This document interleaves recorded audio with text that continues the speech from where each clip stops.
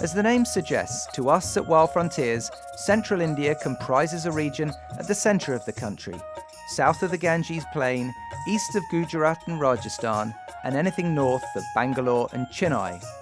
And for me, in Mumbai and the famous gateway to central India, this is one of the most fascinating and often overlooked parts of the country. Most of the visitors to this region will be coming to see tigers at one of Madhya Pradesh's many reserves, and for good reason, as the parks at Bandhavgarh, Kanha and Pench are among the very best in the country. But this region has a lot more to offer than just tigers. For a start, there are more UNESCO World Heritage Sites in central India than any other part of the country, perhaps the most famous being the erotic temples at Khajuraho.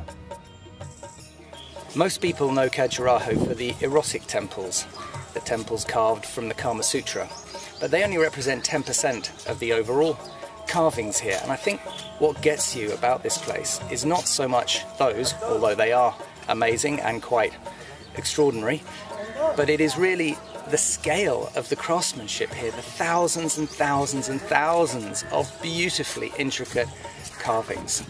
It really is one of the most extraordinary places I've ever seen. From Khajuraho, there's a wonderful route through the fascinating town of Orcha, packed with its magnificent ruined temples and palaces, to Gwalior.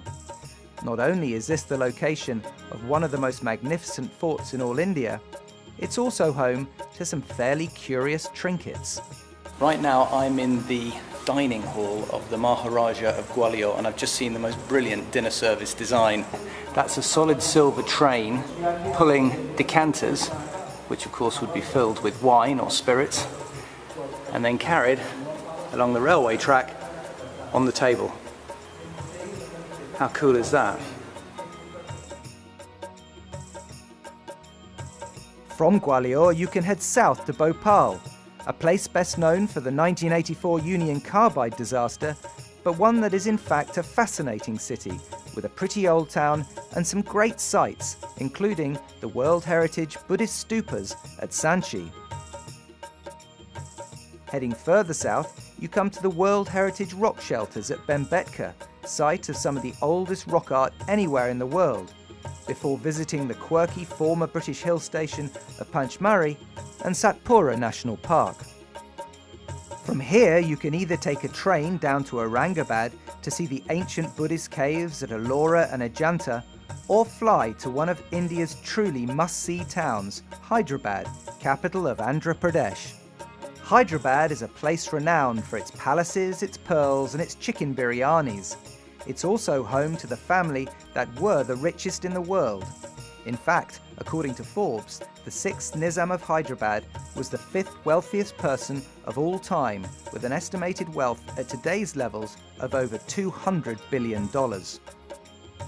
What's amazing about this place is that it's now a hotel.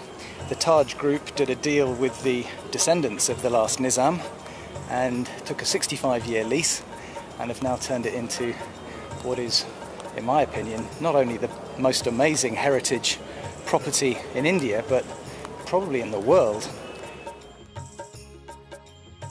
And if that isn't enough, from here you can travel through the 15th century kingdom of Bijapur, home to some stunning architecture, including the second largest dome in the world, and onto the rock-carved temples at Badami, Padadakal and Hampi, before hitting the beaches at the iconic traveller destination of Goa.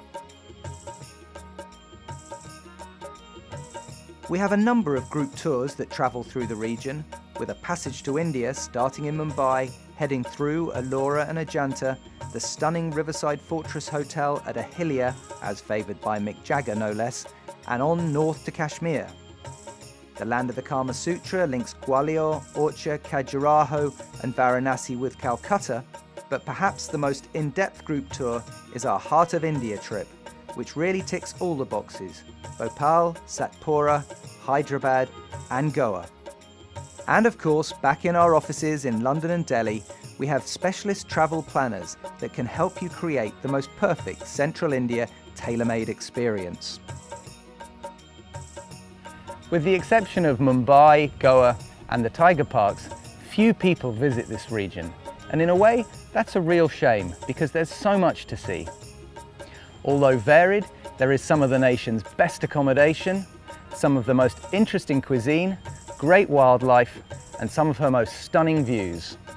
But this is also one of the great attractions, as for the committed Indophile, Central India is one of travel's best kept secrets.